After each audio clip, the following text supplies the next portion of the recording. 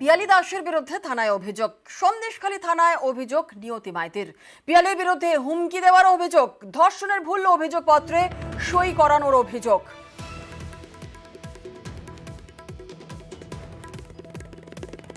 এখন চাইছি যে ওর শাস্তি হোক। ও যে আমাদের এটা মিথ্যা বদনাম দিয়ে যে আমাদের কেসে যারা জড়িত করেছে, যে আমরা তো কেস আমরা চালাতে চাই না, আমরা কেস করতে চাই না। তাই ও থানায় আসলেন কেন? আজকে থানায় ওরা আমাকে হুমকি দিচ্ছে যে মার্ডার করে দেবে। মাম্পি পিয়ালি দাস, যে আমরা কেসটা উইড্রল করে নিচ্ছি, তাই আমাদের হুমকি দিচ্ছে যে মার্ডার করে দেবে, আমাদের 2 লক্ষ টাকার কেস দেবে। আমাদেরকেও কিছু করেনি, ধর্ষণ টর্ষণ আমরা সব কিছু করিনি।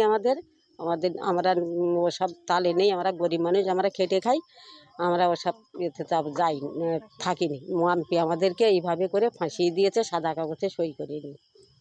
এখন কি চাইছেন? এখন আমরা চাচ্ছি যে ওর শাস্তি হোক, আর ওই আমরা এই মামলার থেকে ও নিষ্কৃতি পাই, মুক্তি পাই।